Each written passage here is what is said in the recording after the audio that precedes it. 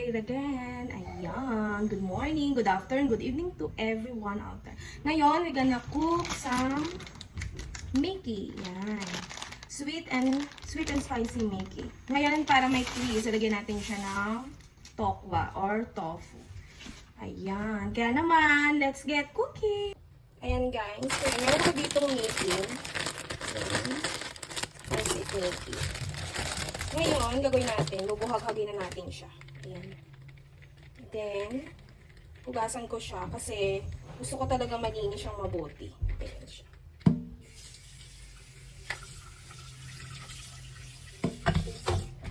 Ayan, meron ako ditong onion. Pwede kayong gumamit ng red onion and then I got garlic. Of course, I got tofu. Kabibili ko lang siya sa palengke. Nilalagyan ko siya ng kimchi or ng spring onion. Ayan.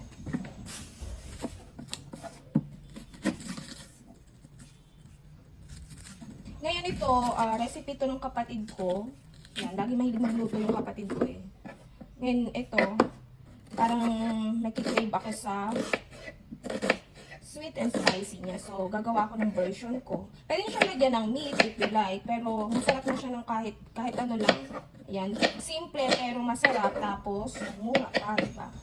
Ayan. Tapos, ayan, may garlic ako dyan. Merong technique kung paano itong garlic na mas mabilis balatan. Pero ito yung paggawa ko. Kasi konti lang naman yung kailangan ko. Siyempre, kailangan maanghang. Kaya naman, hanap tayo ng sili. Ayan, siyempre, ugasan muna natin yung ating spring onion. Ayan. Pwede na natin siyang tanggalan dito.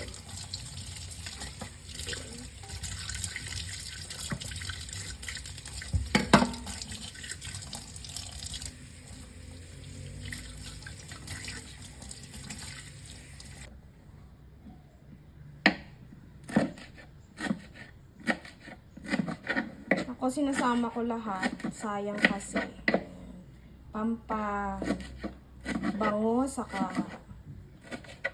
to. Ayan. Kanina ko lang siya nabili sa palengke. Ngayon, ganyan siya. Paghiwa niya. Cubes lang natin. Ayan. Para may crunch lang siya, kaya naisip kong lagyan siya ng tofu. Total mahilig ako sa tofu kasi alternative to sa karne. Ayan. Kesa lagi tayong magkarne, yan, tofu na lang. Maraming pwedeng gawing luto sa tofu. Ayan, may oil na tayo dyan. Ayan natin. Antayin lang natin siyang mag-golden brown. Ayan, nilagyan ko na siya ng salt, guys. Hindi ko na pinakita. Yan, pwede siya lagyan ng pepper o kaya para mas crispy.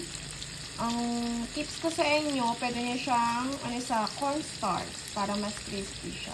Pero sa akin, okay na yung salt and pepper or salt lang. Masarap na siya.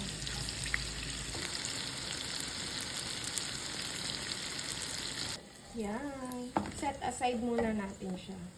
And then, in the same pan, dito tayo magigisa. Onion.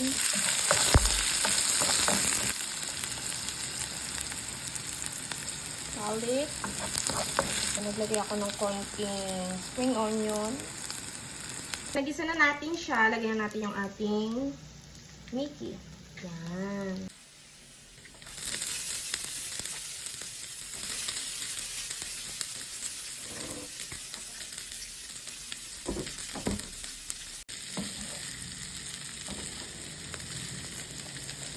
I add some pepper, soy sauce, oyster sauce. Ayan.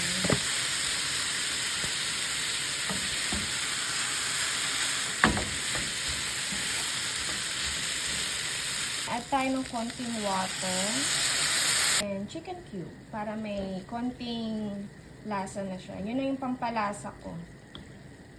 Hindi ako masyadong naglalagay ng mga masyadong mabetchin o kahit anong ano man. Kasi masama sa health natin.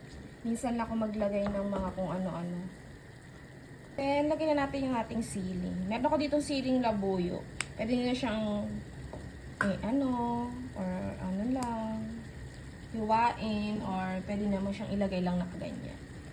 Mahilig ako sa maanghang, so, nasa sa inyo na kung gusto nyo yung sobrang anghang. Ako gusto ko yung sakto na maanghang. And then, para syempre maging sweet and spicy, lalagyan natin siya ng sugar. Ayan. Tsansya-tsansya lang guys yung sugar ko. Ito lang yung sugar. Ayan. Then later, pwede nyo siya ulit dagdagan kapag bitin pa kayo. Ayan, pwede natin lagay yung ating kinchay. Aamoy nyo na ba? Kaya naman guys, kung nagustuhan nyo ang video ko, don't forget to like, comment, share, and follow me. And we can add our tofu. It's tiki man time. Ayan, ito na siya. Saucy. Ayan. Tikman natin. Mainit-init pa siya. Sana hindi ako mapasok. Yum. Some tofu. Yum. Pwede to sa mga nagbe-vegetarian. Yan. Yung hindi mahilig sa gulay. Ayan. Pwede din to sa mga nag-budget meal, yan. Pwedeng-pwede siya, guys. Yum. Thank you for watching.